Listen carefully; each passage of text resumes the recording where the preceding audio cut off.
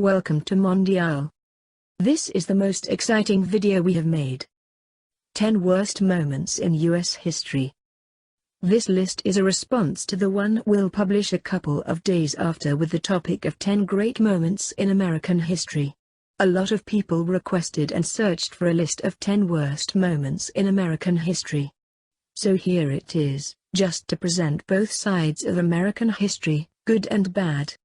It is in chronological order, and if you have any suggestions to make, feel free to do so, and constructive criticism is appreciated, while the argument for the sake of arguing will not lead us anywhere. Anyway, here it is. Number 1. The Trail of Tears. 1838. The Trail of Tears was the relocation and movement of Native Americans, including many members of the Cherokee, Creek, Seminole, and Choctaw nations among others in the United States, from their homelands to Indian Territory, present-day Oklahoma, in the western United States. The phrase originated from a description of the removal of the Choctaw Nation in 1831. Many Native Americans suffered from exposure, disease, and starvation while en route to their destinations, and many died, including 4,000 of the 15,000 relocated Cherokee. By 1837, 46,000 Native Americans from these southeastern nations had been removed from their homelands, thereby opening 25 million acres for settlement by European Americans. Number 2. The Dred Scott Decision. 1857. The Dred Scott Decision was a decision by the United States Supreme Court that ruled that people of African descent imported into the United States and held as slaves, or their descendants, whether or not they were slaves, were not protected by the Constitution and could never be citizens of the United States. It also held that the United States Congress have no authority to prohibit slavery in federal territories. The court also ruled that because slaves were not citizens, they could not sue in court. Lastly, the court ruled that slaves, as chattel or private property, could not be taken away from their owners without due process. Number 3. The Battle of Antietam. 1862. The Battle of Antietam, fought on September 17, 1862, near Sharpsburg, Maryland, and Antietam Creek, as part of the Maryland Campaign, was the first major battle in the American Civil War to take place on northern soil. It was the bloodiest single-day battle in American history, with about 23,000 casualties. The Union had 12,401 casualties with 2,108 dead. Confederate casualties were 10,318 with 1,546 dead. This represented 25% of the Federal force and 31% of the Confederate. More Americans died on September 17, 1862 than on any other day in the nation's military history. Several generals died as a result of the battle, including Major Gens. Joseph K. Mansfield, Israel B. Richardson, and Brigadier General Isaac P. Rodman on the Union side, all mortally wounded, and Brig. Gens. Lawrence O. Branch, William E. Stark on the Confederate side, killed. Number 4. The Stock Market Crash. 1929. A massive drop in the value of the stock market helped trigger the Great Depression, which lasted until the increased economic activity spurred by World War II got us going back in the right direction. The Great Depression had devastating effects in virtually every country, rich and poor. Personal income, tax revenue, profits and prices dropped, and international trade plunged by a half to two-thirds. Unemployment in the United States rose to 25% and in some countries rose as high as 33%. Cities all around the world were hit hard, especially those dependent on heavy industry. Construction was virtually halted in many countries. Farming and rural areas suffered as crop prices fell by approximately 60%. Number 5. Internment Camps. 1942. The U.S. government came to the conclusion that interning Japanese American citizens were the best of a number of bad options. Roughly 100,000 Japanese Americans ended up in camps.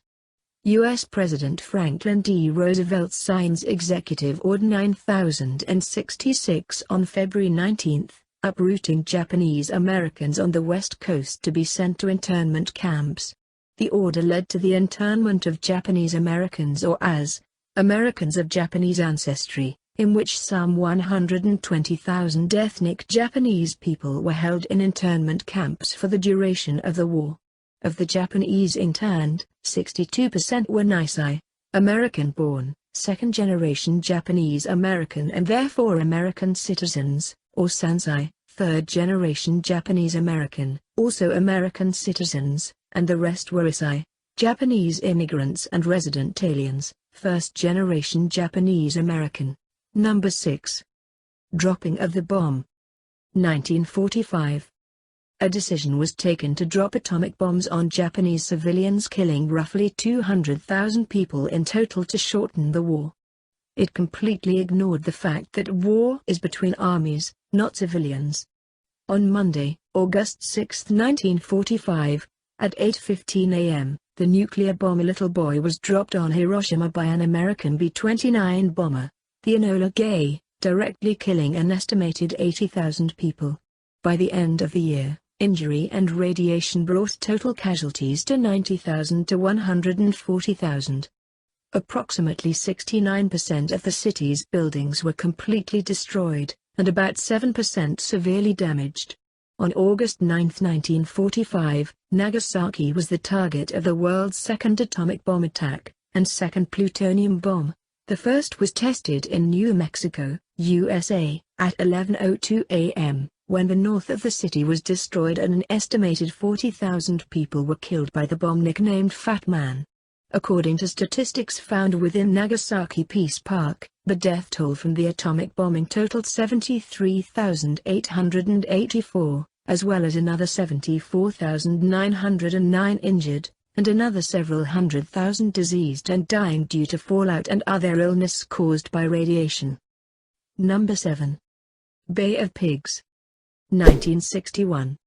Kennedy's decision to go forward with the invasion and then deny them air support doomed the entire enterprise to failure. Today, 44 years later, Fidel Castro, a die-hard enemy of the United States, is still in power. The plan was launched in April 1961, less than 3 months after John F. Kennedy assumed the presidency in the United States. The Cuban Armed Forces, trained and equipped by Eastern Bloc nations, defeated the exile combatants in 3 days.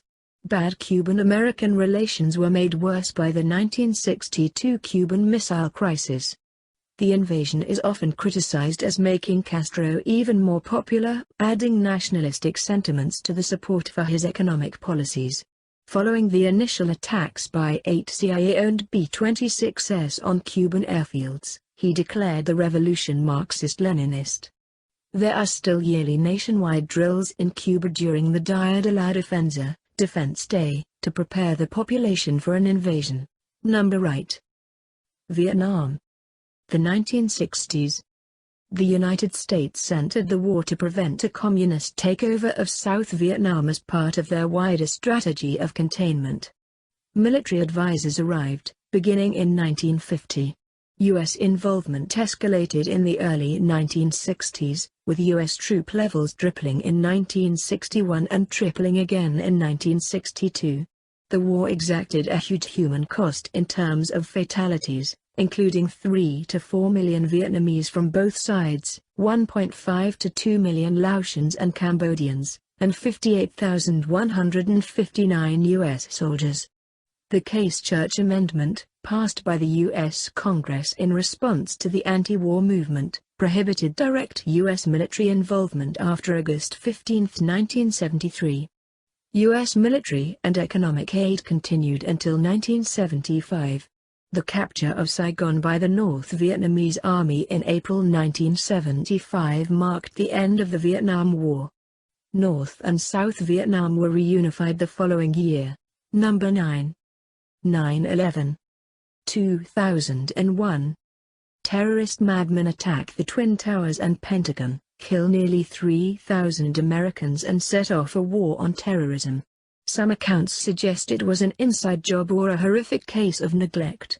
Afghanistan invaded to destroy the groups, Taliban and Al-Qaeda. America itself made, trained and armed to fight the Russian invasion. The campaign is still going on and has spilled into neighboring Pakistan, India, and Iran, highlighting the inability of American forces to contain the war.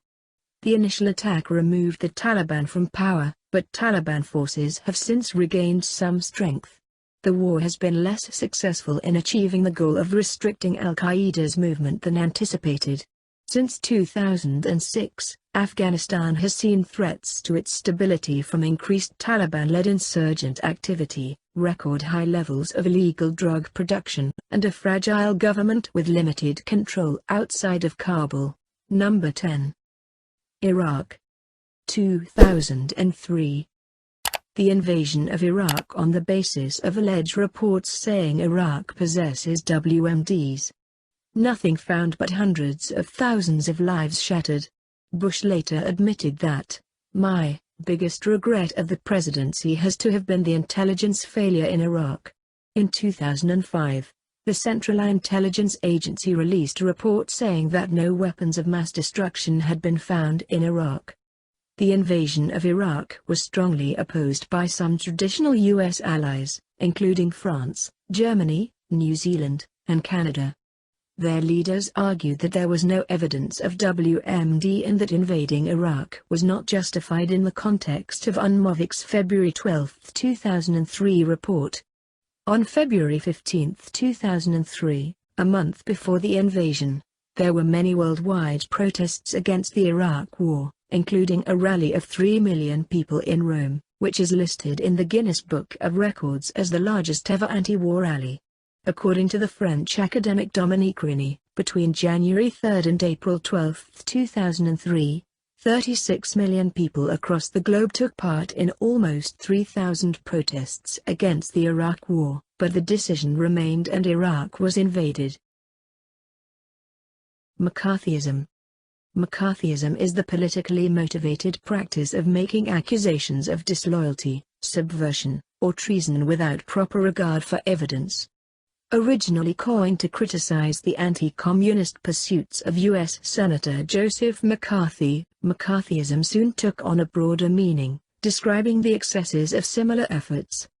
During the post-World War II era of McCarthyism, many thousands of Americans were accused of being communists or communist sympathizers and became the subject of aggressive investigations and questioning before government or private industry panels, committees and agencies. Many people suffered the loss of employment, destruction of their careers, and even imprisonment. Historian Ellen Schrecker wrote that in this country, McCarthyism did more damage to the Constitution than the American Communist Party ever did. So, we think we gave some idea about the 10 worst moments in U.S. history. Hope you enjoyed yourself with us. We hope to respond to the 10 greatest moments in American history as soon as possible.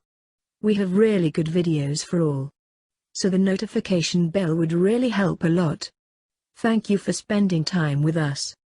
Make sure you like and subscribe, you never miss a new video. See you back.